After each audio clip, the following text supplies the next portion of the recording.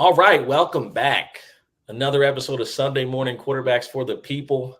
I'm your guy, Sosa Picks, joined by Spin Doc Sports and D-Mac Wake 316, the man himself, big Chiefs fan, Spin Doctor, the greatest college football or college basketball handicapper on the planet. He's also pretty damn good at football props and just about anything football. That's why he's been on the show all year. So how y'all doing? Y'all good? Y'all good? We got some energy. Let's get some energy in here. How we feeling? We good? We good? Yeah. Hey, we finally got some games. Absolutely. We got a good slate of games, man. Got a lot of interesting. Look, we're down the stretch where we can get some divisional matchups that really have some implications. Playoff races heating up. Feels like there's 10 teams like trying for 3 spots in each conference. So yeah, we're having some fun, man. Yeah, and the other big thing is for most leagues, for most people playing fantasy, this is the last week of the regular season, man. This is it. This is crunch time. I know for me personally, I'm in 5 and I'm in the playoffs in 2, have a chance to make the playoffs in another one. The other 2 leagues we don't talk about anymore. We don't worry about those. They weren't for that much money anyway. Right. No, I'm serious. No, the ones that matter, I'm in. So there you go. Yep, that's the important part. Hey, man, I'd much rather be Patrick Mahomes than Josh Allen. That came out wrong. But yeah, since we've been gone, that's a Kelly Clarkson song, not a Taylor Swift song. Yeah. But since we've been gone, a lot's happened. We saw the Chiefs win a game, lose a game. We saw the 49ers go to Philadelphia and just dismantle the Philadelphia Eagles defense, beat the shit out of them. That was so easy to call. Start of the second quarter to finish, because I know, if they had scored 2 touchdowns instead of 2 field goals, been a much different game. I mean, they probably stopped us from scoring 6 straight times consecutively. Hey, if the game had gone totally different than how it actually did, Philly would have been competitive. Okay, so Eagles fans, take comfort in that. Yeah. D-Mac, y'all lost on Sunday night, man. Yeah, Jordan Love. Lost on Sunday night to Jordan Love. So it's like I gotta give a lot of credit. Matt LaFleur had a great game plan to get us in base. Absolutely put up a lot of points, and once again, the story was offensive mistakes at the worst possible time, settling for field goals, penalties untimely in the red zone, and one turnover ends up, pretty much doing it in. Obviously, a lot of talk about the refs, but ref talk is for losers as far as I'm concerned. We should have won that game if we did what we should have done, and we did not. So shout out to the Packers, man. They're coming on, fighting for that NFC wildcard spot. They're able to get the job done, and we got to lick our wounds and get back at it this Sunday. Green Bay Packers almost minus 300 to make the playoffs on major books. Very surprising given the start of the season, right? Minus 300. They're at minus 270 last time I checked, which is Monday. And I'm just, if you had told me that would be the case, but remember, Matt LaFleur has an absolutely amazing track record in November and December. Undefeated in December. Undefeated. And I know Aaron Rodgers was the quarterback, but man, he wasn't the only one working out there, so LaFleur's fighting for respect. He wants his respect, and I think that's major right now. And the thing that I like the most about Jordan Love too is early in the season, I saw him throw the ball early a lot, and especially when he was under pressure, and just make bad reads. And I mean, Spags brought the heat for a lot of that game, and he was cool, man. He was just cool back there, going through his progressions, finding his reads, making the easy and the safe throw. That was another thing that I saw with a few games with Jordan Love when I was actually against the Packers from a betting standpoint, and just when he was pressured, you could just always pressure the guy into making very, very forced, erratic throws. But man, he he hung in there. He stepped up, and he's done that 2 weeks in a row now because Dan Campbell brought the heat on Thanksgiving too, and he just stood there, and it's like watching a different quarterback with the level of patience that he's showing in the pocket. So if Jordan Love can do that, I've always thought that he has the physical tools to maybe not be like an elite quarterback in this league, but to be a bona fide, very, very, very good starter in this league. I don't know if he's ever going to be a Pro Bowler, but I think he can be a very solid starter in this league. Well, look, they're coming into the season. They had the youngest offense in the league. Obviously, you look at the entire weapon set, the 2 tight ends, the wide receivers, obviously the quarterback, and A.J. Dillon essentially still on his rookie contract there because Aaron Jones has been in and out of the lineup. These guys needed time to grow throughout the season. You got to give a lot of credit to Matt LaFleur being the quote unquote grown up in the room to bring those guys along and get them to the point where now they're playing high level ball. I agree with you. I thought Jordan Love in the back end of the first round because of his tools was a perfectly fine pick. And obviously the developmental path to this point has worked out for Green Bay, and they're seeing the fruits of that labor. I had them pegged for a playoff spot earlier, before the season, and it looks like they're tracking to go right there. Young group that's coming together. It's been impressive, especially around the offensive line, the way that they've been able to gel as well. Obviously, having David Bakhtiari not there at the left tackle to kind of be that anchor. So, shout out to the Packers, man, coming together at the right time.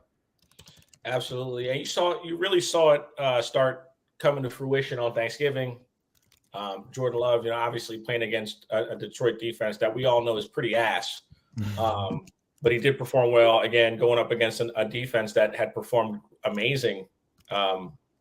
Entering last week and perform. They also lost in my fantasy matchup last week, so I'm also equally tight with the fucking Kansas City defense because they cost me, and it was like crucial too. Like had I won, I would have still had a shot at the playoffs, but they made sure I didn't.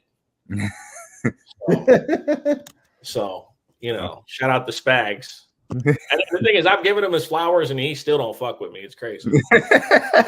It's crazy to me, man. Every time I need that guy to do something for me, he just be like, "I remember you talking shit when I coached for the Giants. Fuck you." Every time, man. Every single time. It hurts.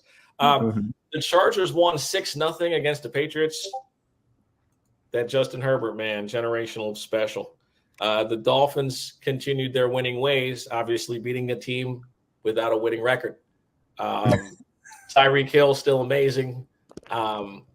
Washington still trying to figure out why you would go press man against Tyreek Hill with the safety on the top. But just the fuck are you doing? But yeah, lots happened. Division races tightening up. Huge game this week too in the NFC East that we almost forgot.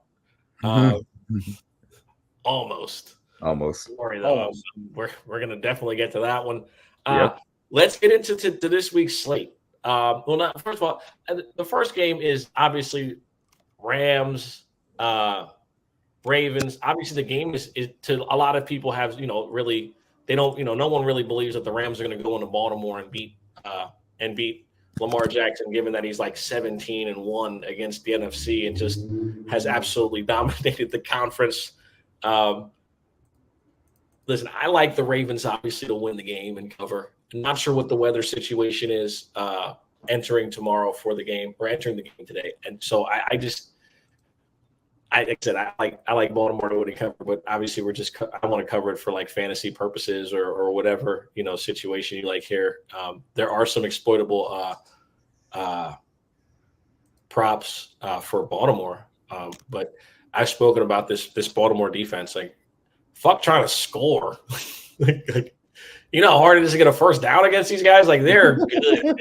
They're like really good. Like, they cover every single inch of the football field within 40 yards, and they do it with speed and aggression. It's really, really something to watch, man. And if you know what you're watching, they are fast as fuck. And they're really flying to the ball. It's not a bunch of guys that are scared to tackle. Even though Patrick Queen does get washed up by blocks, I don't give a fuck what anyone says. He better thank God Roquan Smith's going to get him like $50 million. But let's be honest about him. Roquan's the straw that stirs the drink. Let's be honest. In 12 games, how many passing touchdowns has the Ravens defense allowed? I don't even know. 10. 10 is correct in 12 games, under one per game. That's crazy good. That's fucking insane. Right. In 2023, this season, doesn't even make sense, man. 10 passing touchdowns allowed in 12 games. That's ridiculously good, especially for some of the defense or the offenses they've played.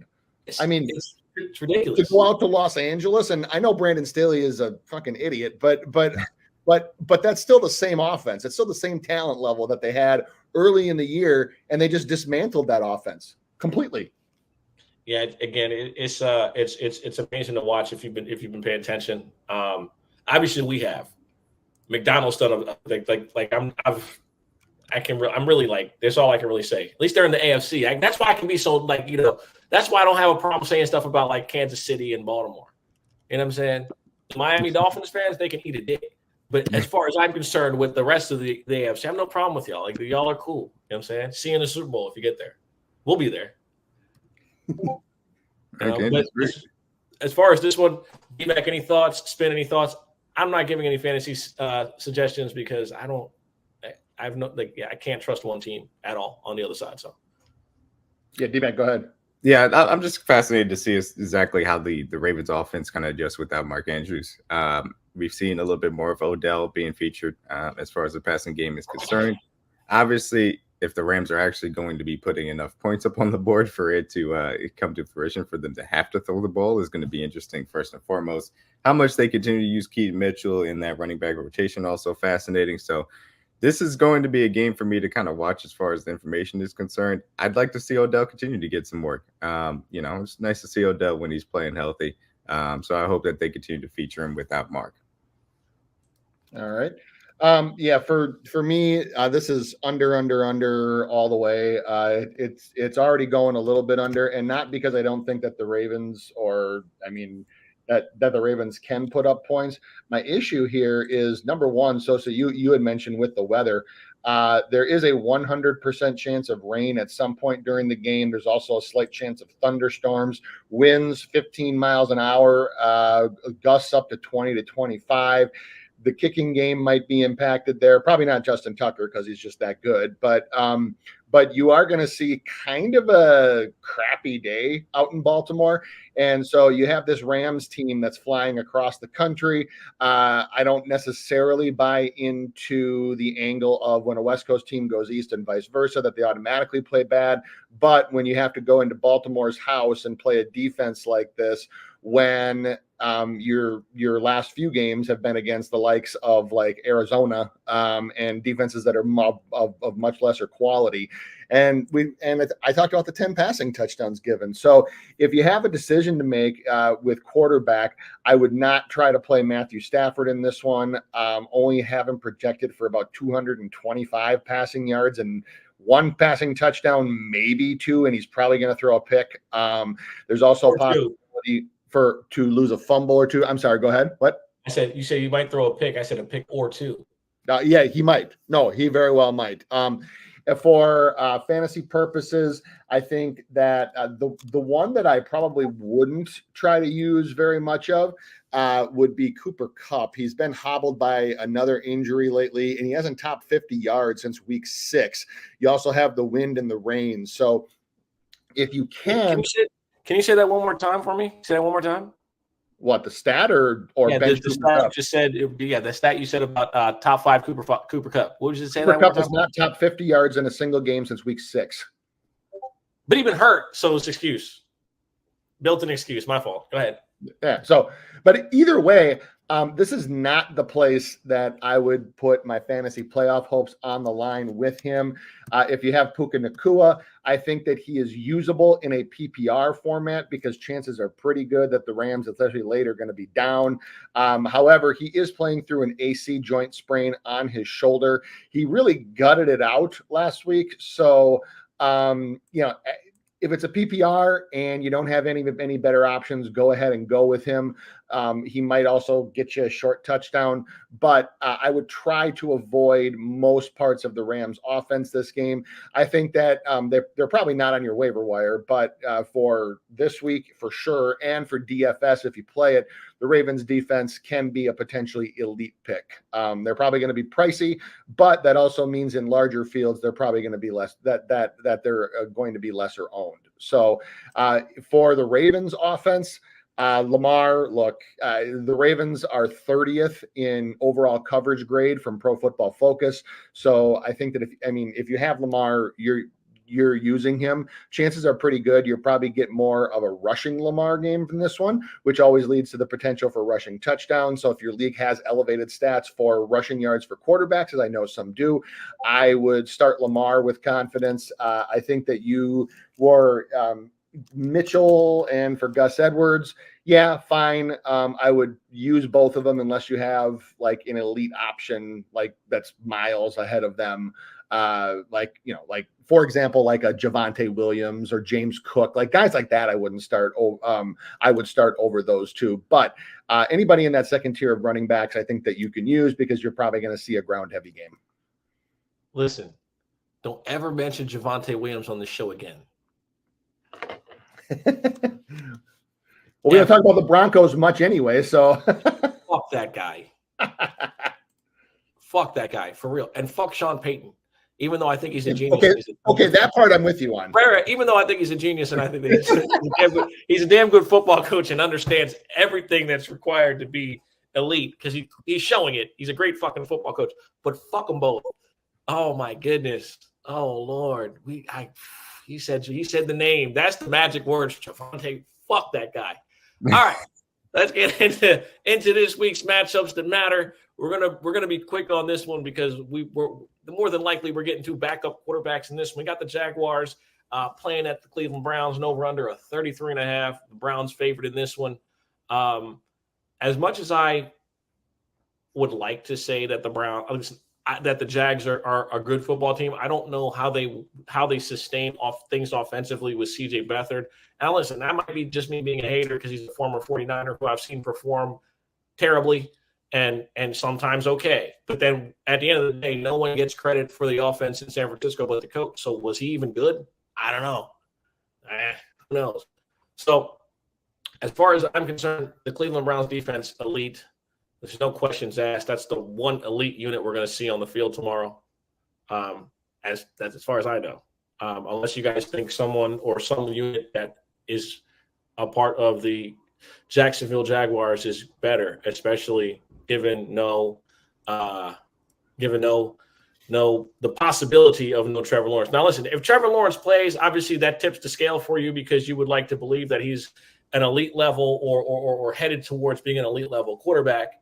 However, how mobile will he be able to be? We've seen them struggle a little bit this year when he did have the knee brace on. He couldn't really move around. That's why he didn't get his first rushing touchdown until 2 weeks ago, the first week after a bye, when he was finally able to get some treatment on it and actually be able to move around a little bit more. And you've seen the offense ascend given him being able to move around better. And that's what you were seeing. And then he fucking got stepped on by his fucking offensive lineman. Like that is some other shit. Like, but anyway, no Trevor. I'm siding with the Browns. Give me the fighting Joe Flacco's. I like them to win the game, and I like for the backup quarterback in Beathard to turn it over a couple times. If Beathard is the featured quarterback, you get an interception prop on him, take it.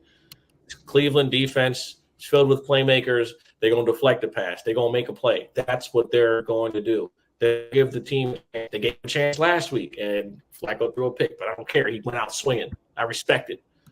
Wasn't doing some bitch-made shit that like DTR, throwing it to the other team or just too scared to put it up there. One thing about Flacco, he's going to give you a chance to make a play.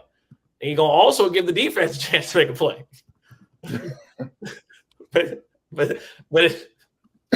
but you got to live with it, though. That's the game.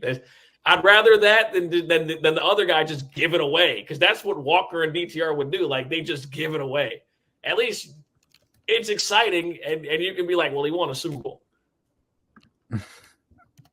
So that's me. That's all. Those are all my takeaways from this one. Interceptions. That's it. Yeah, I don't blame you on that. Yeah, go ahead. Okay. Look, yeah, I think the Browns at home, their defense is elite. I expect that to continue. I mean, it's difficult necessarily right now for Trevor to be sort of a statue in the pocket because of the limitations of the injuries that we talk about. And obviously, if it's the backup, then you can count on a bunch of turnovers being created by that Browns defense. So I would lean towards a low scoring, Browns probably pull it up by 3, similar to the 49ers game from earlier in the year. Just kind of a sloppy game. Just it gets mucked up, and the Browns end up pulling it out in the end. Hopkins has actually been very good for them kicking wise. So I do lean Cleveland as far as this is concerned. If Trevor Lawrence plays, then that gives the Jaguars a fighting shot, to say the least. But I'm interested to see. I mean, can they at least get a little bit of Jerome Ford working as far as the Browns' run game is concerned? Ford has had up and down games. The Jaguars' defense has had some aspects of its, ability to stop the run be questioned as well. So, can they get Jerome Ford working, find enough points to support what I think will be a very good defensive effort is going to be the question mark. I do think the Browns win a sloppy and close game. Not sure if I love the -3. If that was 2.5, then we could talk. But we'll end up seeing where the line ends up landing. And obviously the Trevor Lawrence news will have a huge influence as far as that's concerned. All right. And yeah, I'm with the Browns on this one. I actually like it to be under the field goal threshold. That to me speaks to, very low scoring slugfest. And in those conditions, in that situation, especially if Lawrence doesn't play, or to be honest, even if he does and he's immobile, I will take the Browns here. I can actually see the Browns winning by a touchdown in this game. The latest on Trevor Lawrence is that he looked good throwing on Thursday, and quote, according to a team source, no one is counting him out. Lawrence is pushing very, very hard to play. That's not a big surprise. The other thing that with Lawrence's injury that's going a little underreported, Travis Etienne has been limited in practice all week, and he's questionable with a rib injury. He was running in pain on Monday night. He played through it on Monday. He's expected to play through it, but just understand that he is not 100%. Can you bench Travis Etienne? I don't necessarily think that you can, not unless your running back core. I mean, if your other two running backs are like Christian McCaffrey and another stud, okay, fine, then you obviously can. But Travis Etienne's hard to bench just because he does get almost every red zone carry. He actually gets most red zone touches for this team. So if they do get down there, and I mean, at some point Jacksonville is going to score tomorrow, chances are pretty good that they're going to have to ride Etienne. But this will be an interesting game plan for Doug Peterson, especially if Etienne plays and Lawrence does not, because you have your injured bell cow and who you need, because they are going to the postseason in some fashion, given their record, most likely. So you have to save him a little bit. And I mean, it probably doesn't make a whole lot of sense to run him against a really tough defense 30 times when he's clearly running through pain. So I'm interested to see in the game plan that they deploy here. If I had to guess, I would say Lawrence does not play and Etienne does. So you also have the loss of Christian Kirk. He's going to miss some time for a while. So I would try to avoid the entire Jags passing game, especially if you are fighting for a playoff spot and you need a win or you need to have a high point performance, because it's probably not going to come here. On the other end, you're not starting Joe Flacco in fantasy anyway, at least I hope not. Amari Cooper, he actually left the game last week. He didn't return to practice until Friday with a concussion and a rib injury. I leave him way on the bench.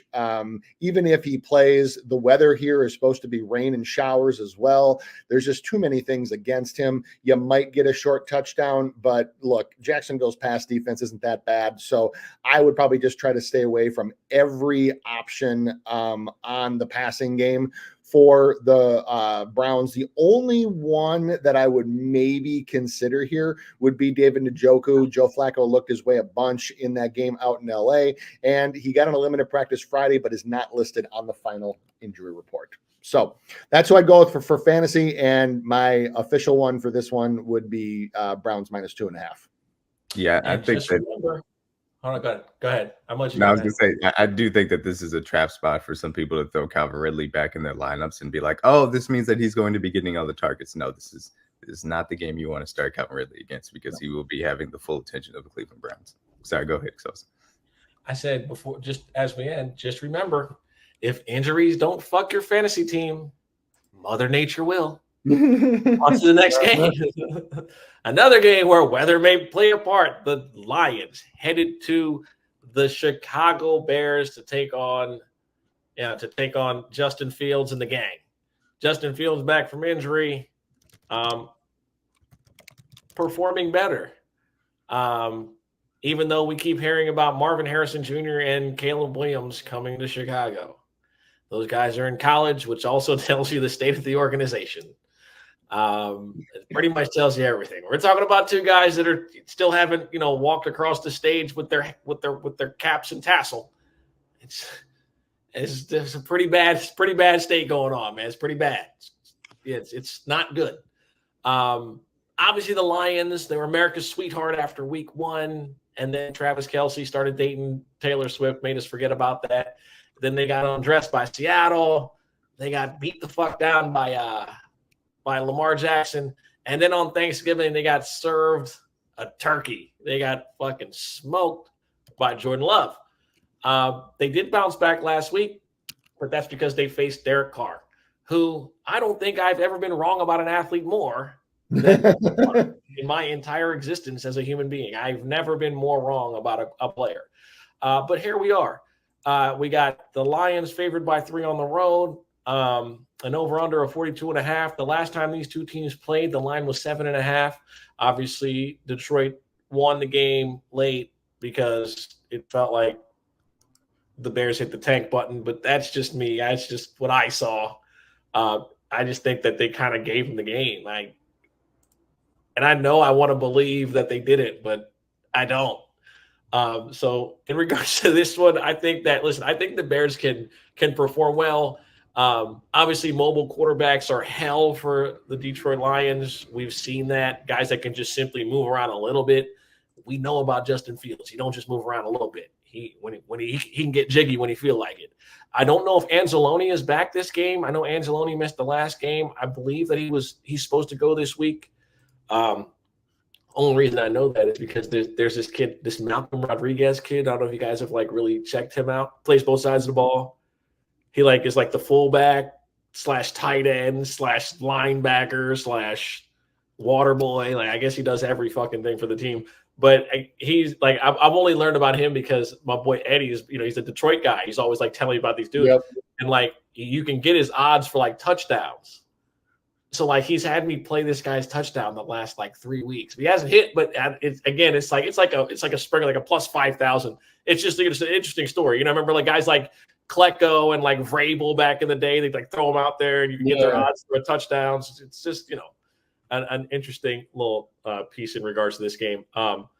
Listen, I think the game goes over. I really don't give a fuck about weather. I think Chicago's defense can be had. Detroit's can be had. They're divisional opponents. Chicago's not coming out there to do anything but try to compete. That's what it is. They're going to be drafting in the top 5, whether they want to or not, because they have Carolina's pick, and which is the greatest silver lining when you absolutely stink. So, yeah, at this point, it's with Chicago. It's all about what can we develop, how can we develop these guys, who can we have on the team next year. Because it seems like they're headed towards a new regime for sure as far as a coaching staff. I don't know how long of a leash they give Poles, but I think Poles gets maybe another season.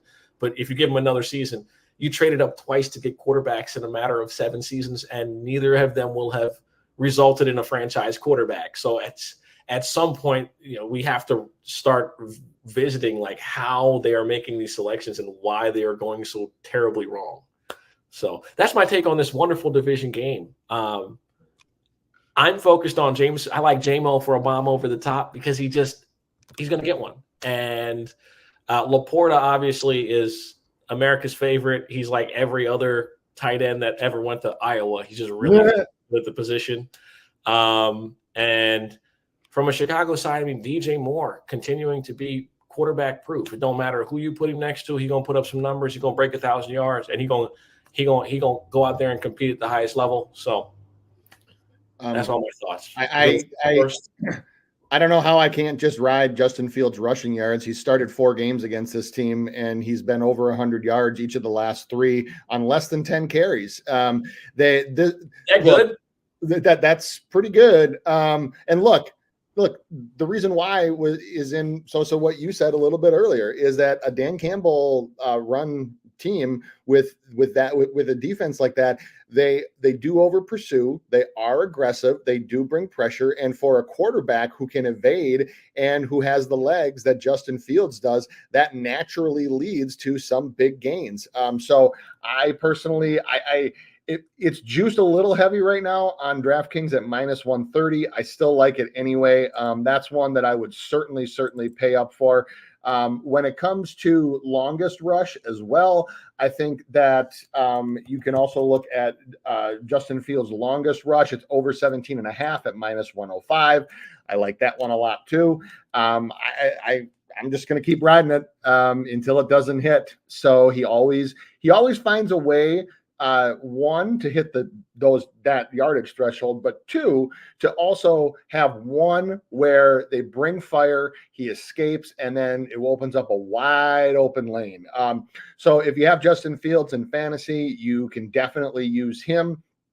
The big one that I wanted to talk about was Jared Goff. So the Bears defense has been a lot, and I stress a lot better since they made those trades and brought Sweat and company over from the Commanders.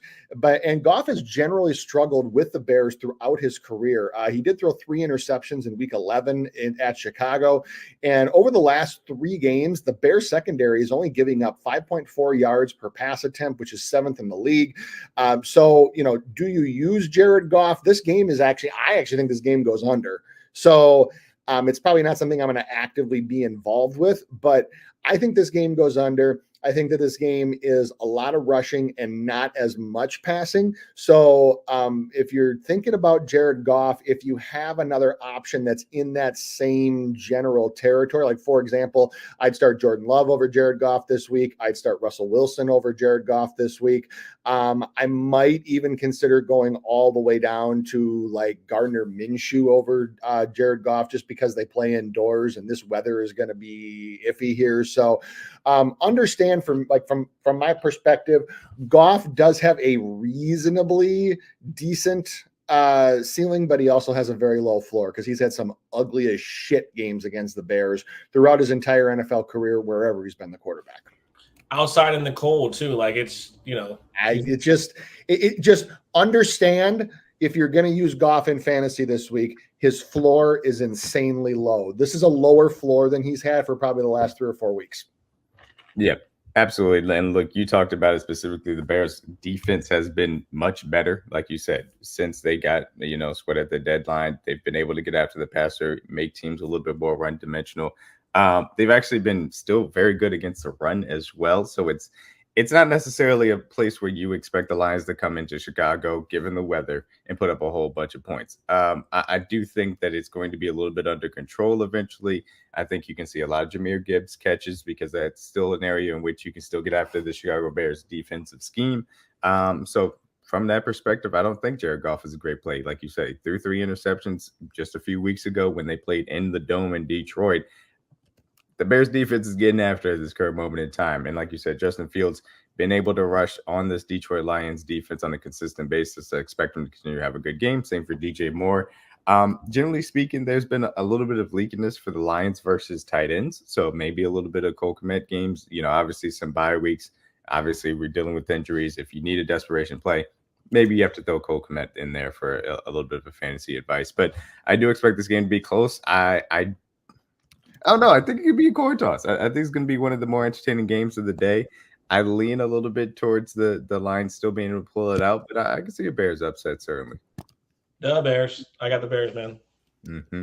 Give me Justin Fields to do what it do. I believe in him.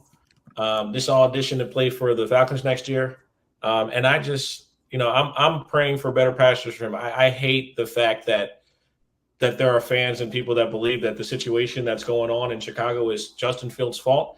If you think that, you're an absolute fucking moron. Nope. Not even close.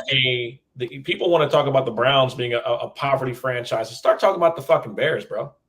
Bears, they can't get it right in the draft. They can't get it right around them. You can't tell. See, the thing is that The built-in bullshit that's said about black quarterbacks can't be applied to Justin Fields. You can't tell me he can't process. We know he can. If you know Justin Fields, you know he's an extremely intelligent individual. He understands everything there is to understand about football. You know what else he understands? He's not being put in the best position to succeed as a player, and that is on the organization. They picked up Eberflus, who's a jackass, knows nothing about leading a team as a head coach, which is why he was a fucking coordinator for 20 fucking years. Do you see the guys that are being hired as head coaches? They're not even coordinators for 5 fucking years, you dumbass. It's a different fucking era. That whole, the guy's been around a long time, that ain't gonna cut it, bruh. That ain't it anymore. At all. So please save Justin Fields. And that's my last plea here. I'm sorry. We might have been a little bit long on this one, but I'm fucked up about it. No, I was just gonna say, I can think I was just going through the standings and I have probably 5, maybe more, 500 or worse teams that Justin Fields might legitimately enter some MVP discussion if he were the quarterback of that offense. And I swear by that. There's at least 3 that I can think of where if he was, the teams are 500 or worse, where if he was the quarterback of that offense, you might be talking about him low end MVP discussion. So to say that it's Justin Fields' fault, yeah, that's just lunacy. You're dumb. If you think that quarterback in Detroit, you're dumb. Ahead, No, look, I think that you hit the nail on the head. Regardless of I think they should give Ryan Poles another year of decision making at this current moment in time to build this team properly. I personally think Ryan Poles should use that year of offseason here to build things around Justin Fields. Like you guys talked about, the talent is there, his ability to process there. They need to give a little bit of offensive line help. They need to change the coach. It's simply put, the defense is playing better. Leave the defense alone. You need an offensive coach, an offensive mind that's really going to actually bring a real scheme, because they haven't had one since Walt Payton was playing. It's just they haven't had a modern scheme in forever. So that is their next goal, is to actually get a real offensive coach. I think Ryan Poles needs to make that priority number 1. Build around Justin Fields. Use all of the draft capital that you now have and move forward. I think that you have the basis for a good team here and a good quarterback if you give the proper support to them. If you try and reset that clock and you don't get the right coach, you're just going to ruin another quarterback, in my opinion. All right. I feel like we spent way too much time on that, but it was important to get that out. People need to hear that. We're going to move on to a game that we're just going to be very brief on. I have nothing to say about it. Y'all can read the bottom of the screen. Spin, your thoughts, analysis, beliefs, grief, gratitude, unhappiness, happiness. Hey. Please share with the class how you feel. Hey, this game's for first place. I know that like we use the term first place very, very loosely when it comes to a team being in that position in the NFC South, but this game is for the division lead. And so this is a game for me where first, I don't necessarily, I certainly hope that my team wins. But at 2.5 or at 3, that's where you can get it on most places. I do like the Bucs here. We have shown well in Atlanta. We have also shown very, very well in divisional rematches, whether they be home or the road. I also like the under in this game. These games, especially in situations like this, have always been low scoring. So it's actually been bet down from 43.5 at open to 41. This is one where, yeah, I'm definitely going to go with the under here. And from a fantasy perspective, I really hope you don't have to use Baker to get into the fantasy playoffs. And I most definitely hope that you don't have to use Desmond Ridder to get into the fantasy playoffs. So going on, Bijan Robinson is one where if you have him, you probably have to start him, even though the Bucs rank second against running backs for fantasy points allowed. They also have, I think, ranked second or third in touchdowns for running backs allowed. They're top 10 in running DVOA. The defense is really, really stepping up for us now, especially in the run game. After a few games earlier this season where we just got torched, more specifically, Philly, I know for sure did, and there were a few others. So I like I like, but I don't love Bijan Robinson. My other concern always is, does Arthur Smith decide to be a dumbass and use and not use him, or as he put it, use him and help the team in other ways? From a wide receiver perspective, Mike Evans has just been on absolute fire lately. He is Baker's number one target, locked in. The only one I wanted to speak of from the Bucs as well is Chris Godwin. Our offensive coordinator Dave Canales talked this week about basically saying, like, I need to get Chris Godwin the ball. He's been nursing an injury for a couple weeks now. But a lot of people are starting to really say, like, hey, that's not really an excuse. And Canales agreed. He said, I got to find a way to get him the ball more. He did have a rush last game, but he also did not have a catch. I think only on 3 targets. And Chris Godwin's wife actually was on social media liking posts about how, why don't they get him the ball? You know, the coaches are idiots, blah, blah, blah. Shout out to Chris Godwin, by the way, the pride of Middletown, Delaware. What's that? He's from Delaware. He's from Middletown, Delaware. Yep. So this could be a case where the squeaky wheel gets the grease. He actually matches up pretty well in coverage with the Falcons. So if you're looking for a potential receiving prop from this game, I'm not opposed to Godwin at 49.5. I also don't mind his catches, which right now it's at 4.5 and it's juiced at -140. If you can get 5.5 at plus money, I might even take a small shot on that one, because like I said, in situations like this, you do typically have where the coordinator specifically talks about it is you have a situation where the squeaky wheel gets the grease. So I think if Godwin is your wide receiver 3 in fantasy, I think you can use him in that spot. I would not start him over somebody who has been more consistent performing if you need somebody to get into the playoffs, or if you need to win to get into the playoffs. So, for example, I wouldn't start him over Rashee Rice. I wouldn't start him over somebody like Zay Flowers, even with the weather. I wouldn't start him over Cortland Sutton. Guys like that, I would still start over Chris Godwin. But if you're talking about the next tier down, like if you're talking about like Gabe Davis, Brandon Cooks, DMAC mentioned it before, even Calvin Ridley for this game, I would certainly take a shot on Chris Godwin over them and hope that he gets some red zone love because of what was said this week. Yeah, that's a very good tip for sure. I'll say two guys specifically as far as this game is concerned. The Buccaneers defense has been a little bit struggling as far as versus the pass recently. This is just pretty much since week 8. They've been one of the worst as far as dropback EPA is concerned. I think that opens up an opportunity for Drake London to get going at times. Obviously, he's been a little bit inconsistent this season.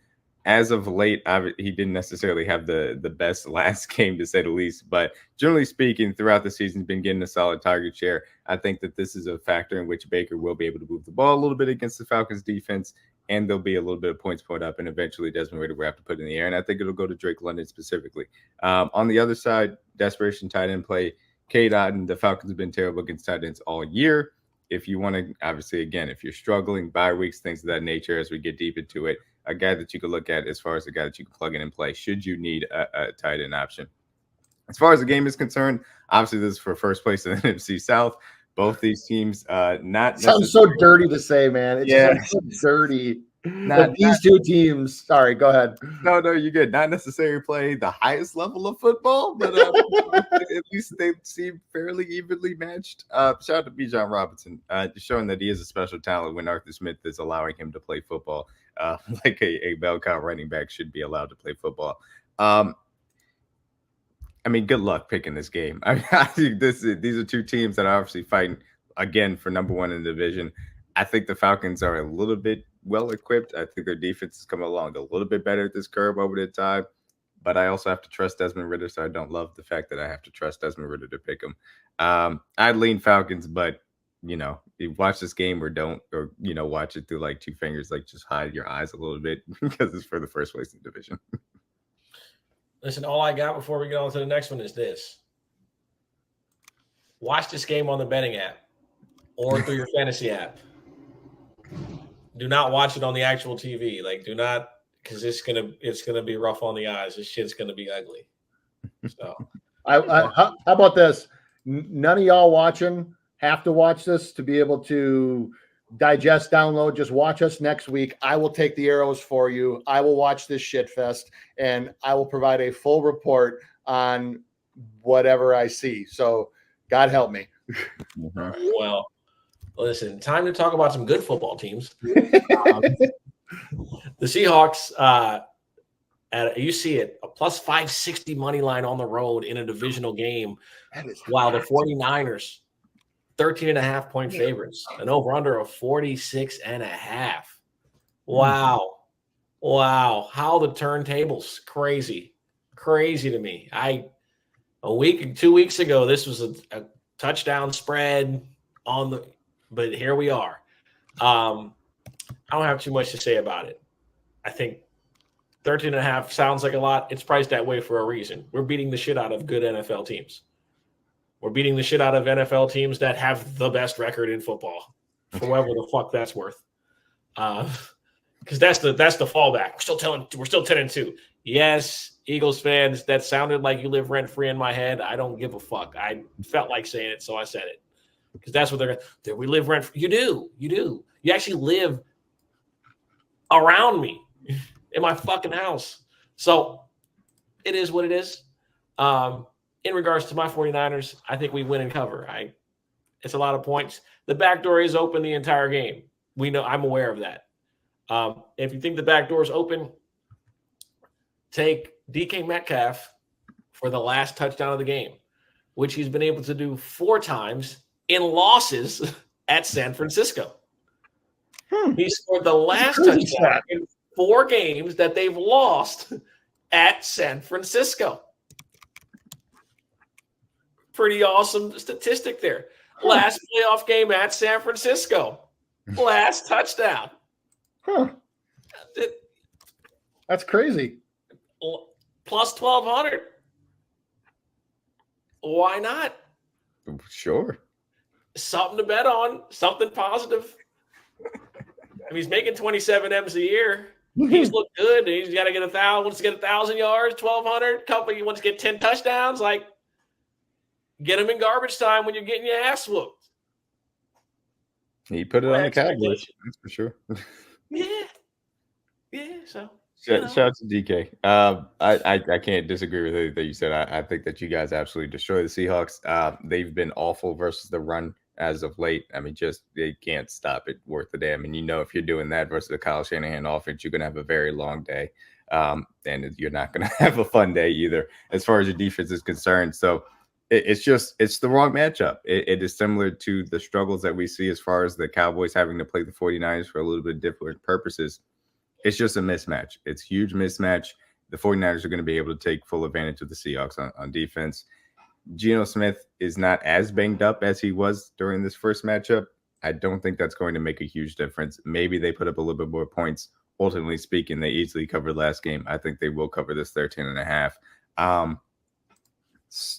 Obviously, you should start Christian McCaffrey. You're starting Debo.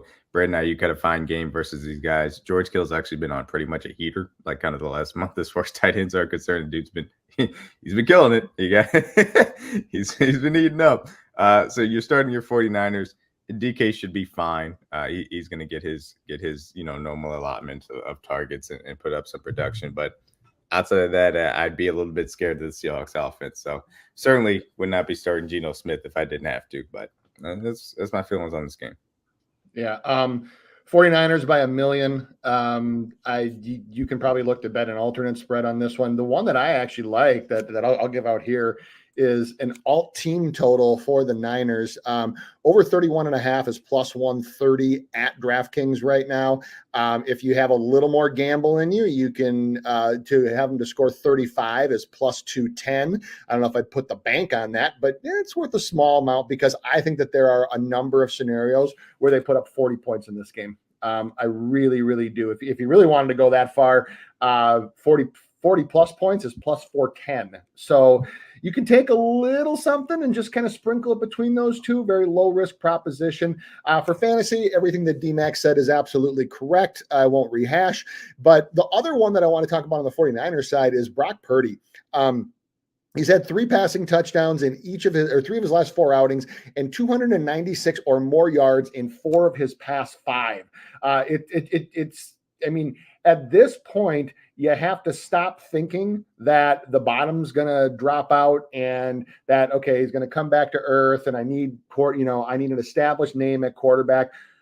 For fuck's sake, start Brock Purdy if you have him. This is a golden chance for him to just pile on points against a team that is just overmatched defensively. So on the Seahawks side, Metcalf is the only one that I'd be like really, really super excited to start. I mean, obviously he's coming off the monstrous game against Dallas, and they did limit him to only 3 catches on 9 targets for 32 yards. I think he'll get a little bit more than that today. Tyler Lockett is probably the one where I mentioned some receivers in that Chris Godwin range last when we talk about the Bucs and the Falcons. Tyler Lockett is in this exact same spot. He's only averaging 10.5 yards per catch for the season, and he's only topped 55 yards once over his past 5 games. Now he's got to go up against one of the best pass defenses in the league. I would actively avoid trying to use Tyler Lockett this week, even in a PPR where he has been a darling. I think that he's a much, much more, even though he's playing through it, he's much more hurt than he would let on. At the tight end spot, Kittle, obviously, and then for the Seahawks, you don't want anything to do with Noah Fant. So, and as D-Mac said, yeah, don't use Geno Smith this week. So the only other one I just want to mention briefly was Kenneth Walker. Kenneth Walker to me is just a mid-tier RB2. You have a chance for a short touchdown. Probably not going to get you more than 50 yards. So if you don't have any other better options, I would go with Kenneth Walker. But I put Kenneth Walker in about the same tier this week as I would somebody like Keaton Mitchell, who we talked about before, somebody like Breece Hall, if he plays, who we talked about before. Just kind of that mid-tier RB2. If you have him, chances are pretty good. You probably have a few other guys that are just like him. So that might be a situation where you might just flip a coin. If you are in a PPR league, I would probably look to potentially go with like a Breece Hall over a Kenneth Walker. If you're in a more touchdown heavy league, then you probably got to go with somebody like Walker. I will say also it's a pertinent game for MVP talks. Brock Purdy currently second in most sports books as far as odds, as far as NFL MVP is concerned. Obviously having a spectacular season, certainly by advanced stats metrics as well, which always will help your case. This is a very interesting weekend. Obviously, as you get closer to the end of the season, they always are as far as MVP run races is concerned. But you have a matchup between the first and third people in odds, and Jalen Hurts and Dak Prescott later on Sunday night. We'll get to that. Mahomes still in the conversation at fourth, and we'll get to that conversation as well later on. Tua playing on Monday Night Football versus Titans, not necessarily a great narrative aspect of it. And, still Lamar Jackson hanging out there versus the Rams. So it could be a spot where 49ers coming off of an amazing game versus Philadelphia, go out there, put it on, the Seahawks in another 425 spot where most of the country is going to be watching. Could be something else to add to his MVP odds, and you can wake up and Brock Purdy's your leader in the house. I like how you just lied. I like how you just lied like a motherfucker. Like no one's watching this game. I'm trying to. No one's I know. out of here with that one. If I tell the truth, then I come off as the Chiefs fan. So I'm trying to out of here. A lot of the country, no one's watching that shit. So you could wake up with Brock Purdy as the number one MVP odds, depending on how the other. He already is. He was this week. I listen. I got nothing to say in regards to Brock Purdy, the offense, the defense. I'm not here to play the underdog role. I'm fully aware of how good my fucking football team is.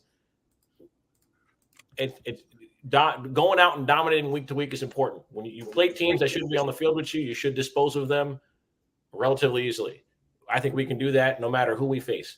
That's my take on this one. Kenneth Walker. You sure this is the game you want to come back for? I'm gonna put that out there, right? Like, you can pick any defense. You can. You sure you don't want to wait this another week? Listen, he's not fucking getting paid either way. They draft a running back every fucking year, so they're not paying him. He's never fucking getting paid ever. He's they already never drafted his fucking replacement. getting money from Seattle ever. It's never fucking happening. So there's no reason to ever rush back, bro. You sure this is the defense you want to face? I'm just saying. That's my when people keep talking about him, and I'm like, he had a better shot at getting paid at Michigan State. right? You feel me? Like, what? Come on, whatever. Anyway, let's move on to another premier matchup. And I'm gonna actually talk about the Sunday night game before the game at Fort because I listen. I like the Eagles Cowboys game, but I think that that's the game that people are like more intrigued about in regards to this one. Not because the Eagles and Cowboys aren't premier. It's just certain. Anyway, Sunday night, Eagles taking on the Cowboys. Cowboys 3.5-point favorites at the crib. Over under 51.5, highest one on the board of the week. Game being played indoors against two explosive offenses featuring two guys, like you just said, 2 and 3 in the MVP balloting or odds leading up to this week. You have a Cowboys offense that seems to be absolutely premier. They look outstanding from a pass standpoint, offensive line, pass blocking, run blocking. Dak Prescott probably operating at his absolute highest level we've ever seen him operate from a week-to-week basis. Just looks outstanding in the offense. The defense, people talk about metrics all the time. I win the game. I don't give a fuck if it's 38-35, 37-36, just win the fucking game. The offense is doing their job and the defense is doing enough. That's all that really fucking matters. I don't give a fuck about the metrics. I don't care because any given Sunday, that it's not just a movie. It's the reality of the NFL. With that being said, in this particular matchup, listen, Dallas had played very, very well against Jalen Hurts to start his career. It's changed drastically over the last 2 seasons. Dallas, I'd like to believe they came close the last time they played in Philly. I never seen a guy catch a pass and not. It was a very interestingly officiated football contest. I'll say it like that. Does that sound right? It was very, but they're all like that. They're all like that. They're all interestingly officiated. You know what I mean? Like events. When the head coach tells the ref 57 better get thrown out because the head of security provoked them. By the way, I said this elsewhere. If you told me to do an AI generation and only clue you gave me was Philadelphia Eagles head of security, that is almost verbatim the guy that I would generate, the overweight Italian guy with the cross hanging out, sunglasses on in the rain, and his name is like Big Dom or Fat Dom or something like that. I thought that we were going to hear this week that, God forbid, that what's his name, the linebacker, got whacked and was put in a garbage dumpster. Honest to God, Dre, Dre's not going back to Philly without the team ever again. Or for him to show up and have 9 fingers or something like that. You know what I'm saying? Like that was something out of the fucking Sopranos.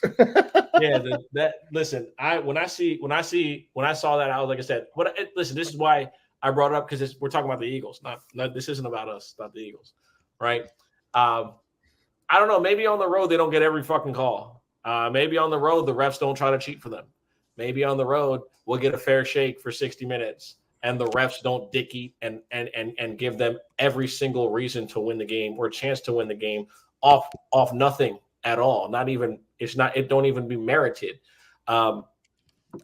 It's the biggest. I would also lean to say that this is the biggest game in the regular season for Dak Prescott, probably in his career.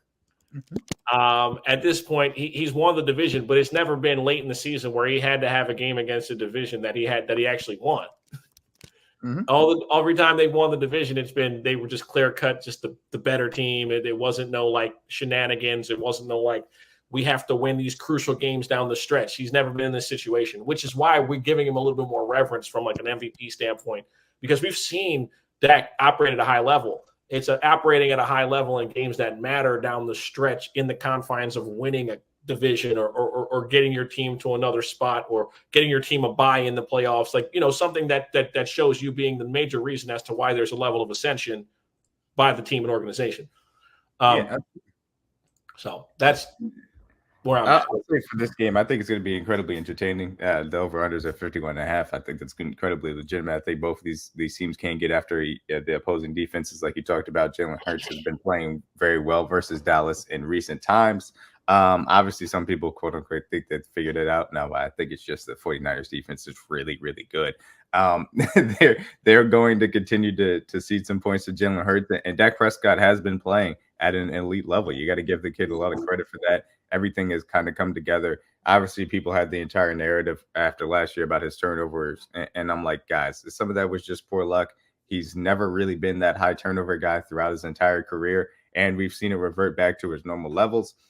His touchdown production has been incredible, and like you said, in the big spots, he has essentially come up big outside of the earlier 49ers game. I think this is one of those games where he can stamp himself if he's able to go out there and play at an incredibly high level. The Eagles defense has been able to give up a lot of points to some people recently, not just the 49ers games. They've ceded points. The Cowboys haven't necessarily been running the ball at a high level with Tony Pollard. This is going to be about Dak Prescott and his arm on full display Sunday Night Football. Marquee matchup to try and go after that number one spot in the NFC East. And if he gets it, then you're talking about a guy that has that full narrative as far as MVP is concerned. As far as fantasy is concerned, you're starting normal guys, A.J. Brown, Devontae Smith on both sides. Dallas Goedert is back. I think that if you need to play him at tight end, I think it's perfectly fine. I think they wouldn't be necessarily rushing him back in a certain sense. I do feel like he is ready to go. So, he's going to be used accordingly. Also, it's going to be interesting to see that Dallas Goedert, Devontae Smith split. Usually when Goedert goes out, Smith steps up, and he generally has. Goedert coming back, how that dynamic ends up working out is going to be fascinating. As far as the Cowboys are concerned, CeeDee Lamb, excellent.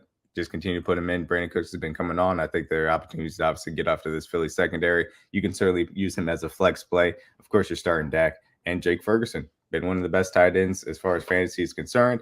I would continue to put him in there. We obviously know the weakness of the Philadelphia defense can be in the middle as far as covering tight ends. So all things considered, you're starting your normal guys. I think that the Cowboys win this game at home. I do think they covered 3.5. I think Dak Prescott has an excellent game and stamps himself as what should be the MVP favorites in the top 10 NFC East come Monday morning. For fantasy, I'll make this real easy. The normal guys, yes, but whatever you have to do, whether it's DFS or anything, get Dak Prescott in your lineup. I'm not going to argue with the numbers here. Last 4 games against the Eagles dating back to September of 2021, doesn't matter venue, 313.5 yards per game, over 300 twice, over 350 once. 14 touchdowns, 1 interception, QB rating of over 130 against this football team. He did it already this year. Dak just shows up against the Eagles. So regardless of who you think is going to win this game, or regardless of what you think the total is going to be, Dak Prescott puts up stats against the Eagles. 14 touchdowns and 1 pick, 22-8 lifetime. This even goes back to when he was a rookie. And starting on some of those like lesser than talented Cowboys teams, he still has put up well over 3,000 yards against this team lifetime, and 22 touchdowns, 8 picks. For the rest of the guys, D-Mac, I agree with everything D-Mac said here. Tony Pollard is the only one I did want to talk about in specifically. Philadelphia least points allowed against running backs for the season. Pollard only projected for about 50 to 60 yards. So don't expect a blow-up day. This is probably going to be a Pollard floor day where he'll probably get you about 50 to 60 rushing yards, 20 to 30 receiving yards. He might sneak in a short touchdown. Don't count on it. Philly has been very, very tough against running backs. So can you bench Tony Pollard? Not unless your other running backs are elite, because he does have that usage rate, and he does have the potential to take pretty much anything, whether it be a screen pass or a little counter or give or whatever, inside the 20. into the end zone for a touchdown. So I think that you're playing with fire if you do that. Obviously, if you have two elite other options, then sure, go ahead. But I think that you have to just ride with Tony Pollard and hope for the best. But I mean, if you actually have to decide if you should start CeeDee Lamb this week or if you should start AJ Brown this week, despite the matchup, then you probably want to just rethink fantasy football, because those are no-brainers. Those are just startums. But the one guy that I would try to get in any DFS lineup that I had, especially if it's cash game because the fields are shorter and you don't have to worry about ownership, is Dak Prescott, because he has just absolutely torched the Eagles throughout his career. I will also say, I'm pretty sure that they found that dude on South Street, the Philadelphia security guy, just eating a slice of pizza. Sirianni walked in and was like, "Oh, I think that he'd be good to have on the sideline." Also, for fantasy tips that we get as we get down the stretch closer to the playoffs, this is a time where obviously throughout the fantasy season, you have guys that you pick up on waivers, as long-term plays to see if they get more work, et cetera, et cetera. This is a time to ensure your running backs. We saw Ramondre Stevenson get hurt last week. Zeke on Thursday Night Football gave you a very good performance.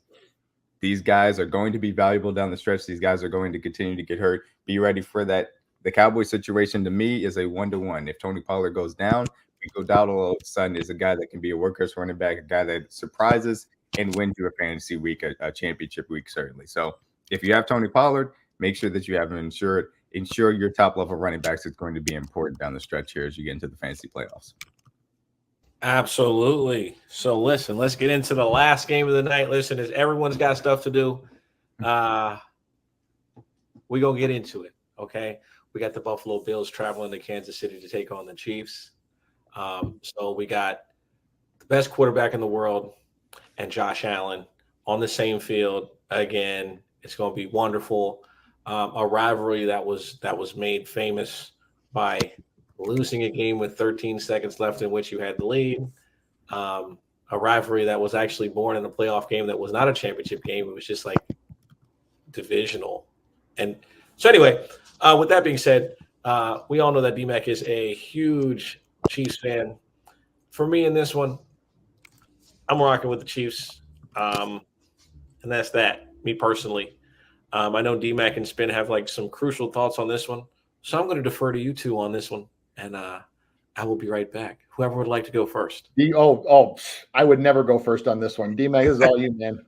Take it. Look, as far as this game is concerned, I'm incredibly interested to see how the Chiefs, first of all, respond to everything that is going on. We've got defensive injuries as far as adversity that we're dealing with. Brian Cook sprained his ankle. He's going to be missing the game.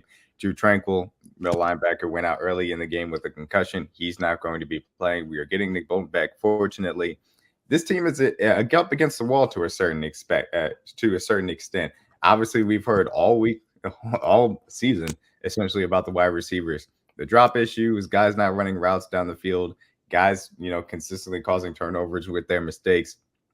Are these guys at a certain point going to step up? And I think that it's been a shift specifically to a responsibility by the wide receivers to get better, which at this current moment in time, I don't think is going to happen, to the coaches to play the wide receivers that are actually playing somewhat at an acceptable level. Guys like Rashee Rice that we've seen obviously continue to get targets in recent games.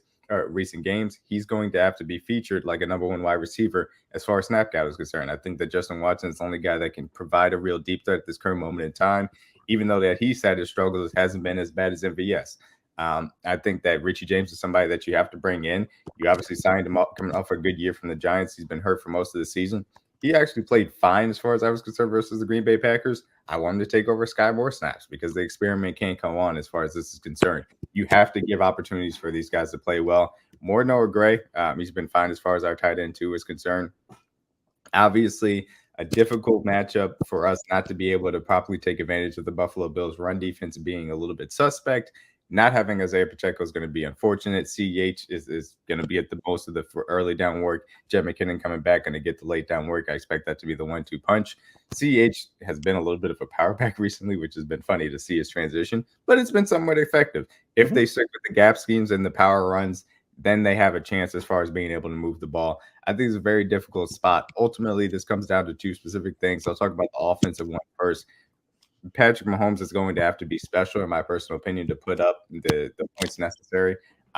Because you look at what the Buffalo Bills have done on offense, they've been able to move the ball consistently. They've been able to put up points consistently, and even in their losses, they've been able to do such. And it's taken really good quarterback efforts. We saw Jalen Hurts most recently versus the Buffalo Bills to be able to knock them out. Coming off a bye week, I expect the Bills to be obviously healthy, be rested, and C, desperate, because they do need this game to stay in as far as playoff continuing is concerned. Ultimately speaking, I expect them to be able to put up points. That means Mahomes has to be a Superman, be the best quarterback in the league to be able to carry this offense down the field. The opportunities could present themselves if the coaches put the right guys on the field, specifically using Rashee Rice like a normal wide receiver, which we've seen hints of. He was able to draw some DPIs versus the Green Bay Packers. He was able to get some down the field targets versus the Raiders. Can we see more of that as we continue to do? And again, this is a guy in college that led the nation as far as 20-plus yard receptions. It's not like he was a slot guy that was always around the line of scrimmage. He can get down the field. Can you use him as such? Obviously, getting Travis Kelce going, no Matt Milano. They've been better at linebacker. It's not been a complete, wasteland, but they still have opportunities to get after him. This heavy zone team, Mahomes knows how to take advantage of this defensive scheme. He can do so. Can he continue to do it? And obviously the entire Buffalo Bills, conversation as far as Doug McDermott, I should say, or Sean McDermott. Sean McDermott, yep. McDermott, geez. Sean McDermott. He's like Creighton. Yeah, really. I was like, whoa, that was way off. His concern is a whole different thing. We'll see if they come together. I do think that this is going to be a desperate team that plays together as well. As far as the defense is concerned, the Chiefs, this comes down to, very simply put, without Brian Cook, our best safety, in my personal opinion, you're going to have more bodies in the secondary. They've been targeting Khalil Shakir consistently. They've been targeting Dalton Kincaid consistently. We know Gabe Davis is a deep threat. We know the excellent play of Stephon Diggs. We have the corners to kind of deal with those guys as far as that's concerned. I think that you can leave Trey McDuffie inside on Shakir, be fine. You can put Snead on Stephon Diggs. He's been very good against number one wide receivers throughout the season. Can you do the proper things against Dalton Kincaid and Dawson Knox, who they expect to come back and play? We'll see if he gets activated here and ends up playing today. Specifically, if they go into heavy personnel, that is where the Packers really took advantage of this defense. It's good to have Nick Bolton back to try and stop the run. Yes, also, yes. And so that is where you're going to have to earn the right to rush the passer. And ultimately, that front four has to get home, because Josh Allen, who we talk about, is playing, the stats look amazing, and they do. You got to give the man credit for that. But the key thing for Josh Allen is, can he perform under pressure? And this is where it's important. This has been the most underrated storyline as far as the Bills this season, because everybody's talking about their underlying numbers being rather record, and it's legitimate, but it's because that offensive line has kept Josh Allen from not facing a lot of pressure. And this is protection rankings from a couple of different sources that we get to put together. And you can see number one across the league when all these things are averaged out. That Buffalo Bills offensive line has kept him clean throughout the entirety of the season. And ultimately, that has been the difference between him playing at an extremely high level and him not. When he's kept clean, passer rating over 100, he hasn't made many mistakes, 15 touchdowns, 75% completion percentage. When he is under pressure, however, drops down to 50% completion percentage, 6 interceptions, and a passer rating around 70. That is the split. If you're able to get after him, then you have a chance. If not, he's going to put it on you. Can this front four that has had some issues against an excellent offensive line for the Buffalo Bills be able to get after Josh Allen? It's going to be the difference. And when you do get home, you have to get him on the ground. So front four of the Kansas City Chiefs, Patrick Mahomes being the best quarterback in the world, that is the keys to victory as far as the Chiefs are concerned. We'll see what ends up happening. I don't think I can think of a thing to add. That was brilliant, man. That's why that whole time you were doing, I was devouring a breakfast sandwich. That was crazy. Damn, like this is so perfect. I didn't have to say shit. I don't have nothing to say. You covered everything. That's why I did it. I'm like, if you're gonna, you covered every facet of the game. So I think Pat figures it out. That's just me. That's all I got. Listen, I'm never betting against 15, except when he plays us. That when we play him in the Super Bowl, and I know he's finna lose that bitch. I'm not scared of him no more. But them other teams, they should be scared of him. Not us, though. We're not scared of him. No. Other teams should be afraid. Not us, though. No. I see you in Vegas, Wilson. Standing on business. So how did you get one man army? I'm staying on business. I'm staying on business. You hear me? I used to be scared, but Fuck Debo. I got a gun now. You come around, I'll be silent though. Yeah. I'll be talking. Yeah. Got guns over here now. We're not fighting fair. Fuck that. Nope. But listen, with that being said, should be a hell of a game. I'm excited for this week. I think that there's plenty of opportunity. Make sure, one, you're following all three of these individuals. Secondly, I've spoken myself in third person. I mean, all of us. All of us. But with that being said, again, should be a great weekend. Appreciate everyone locking in with us. Appreciate you guys being available on time to get this done. Not that we haven't been able to do it on time last 3 weeks. We've just looked at the games and we were like, you guys, these games fucking stink. Why would we sit here and have to bring the energy that we do and the enthusiasm that we do for such horrible fucking games? Listen, the week-to-week product that we've been getting from the NFL over the last couple of years, it's been rough. Why? Because backup quarterbacks have had to play a lot of games. We understand why Taylor Swift now had to become such a big talking point, because the NFL decided to put the Jets on national television, and no one gives a fuck about them without Aaron Rodgers. They're the same team as last year. My final thought on this is, on the entire week, is this. You're a fucking bozo dumbass if you thought that Aaron Rodgers was coming back from an Achilles tear. Right. And if you really bought that bullshit, you are dumber than a fifth grader. And I would hope that you're not in the fifth grade, because it tells a lot about how stupid you really are. If you fucking believe that from just an NFL insurance standpoint, that was ever going to fucking happen. Yep. You got to be fucking dumb. You have to be dumb as a bag of rocks. He was never coming back, stupid. And if he did, he never tore his fucking Achilles. Mm-hmm. And we'll leave you there, because you know what? The Jets are going to enjoy poverty. At least Salah's going to get another year, because here's the thing. You can't fire Hackett. because he's King Rogers Dick Eater. Yeah, there you go. So there's nothing you can do. He is literally, there's nothing. So you talk about a coach who can't fucking do nothing. Well, the offense sucks. Let's fire the coordinator. Well, you see, the way the 38-year-old that we just got for 50 M's is set up, we only got him because of that guy. So we can't fucking fire him. It's just fucking lovely to see, too. It's like, I feel bad for Salah, and that's really, I just want to leave it at that. And the only reason I'm ending the show like this is because I hate Jets fans. I think you guys are fucking idiots. I hate Dolphins fans. I think you both are fucking idiots, which would make sense. If I got my brains beat in by Tom Brady for 2 fucking decades, I'd be a little brain dead my fucking self. I get it. So actually, that's where we are. The one who's actually probably brain dead from that area is Sean McDermott with his motivational speech choices. If you haven't heard that one, look that one up. Oh, what in the hell are you thinking? That was special. That was he tried special for real. I don't know. So never coached football, but obviously have coached basketball for many years, many levels. I can't think of a time when I woke up and thought, okay, my team needs motivation. My team needs to get hyped. My team needs to get amped. I know I'm going to use the 9/11 terrorists as an example to motivate them to play as a group, because it took teamwork to hijack exemplary teamwork from terrorists is what exemplary teamwork from terrorists. The apology, he said, I lost a close personal friend. He tried to, I have a black friend, 9/11. Exactly. I have never heard that in my life. But my response would be, but that kid had a perm. We know you're not being serious. All right, no, D-Mac, you're right. It's all these people that get caught using like all these racial slurs. It's like, my friends are black. I would have voted for Obama a third time if I could. It's amazing. It's amazing. I love it. It's great. Oh man, you gotta love where people decide to go when they. I too listened to Panic at the Disco for a couple of weeks, and I promise you, nobody believed I was black. All right. Y'all have a great week. Peace. Yeah.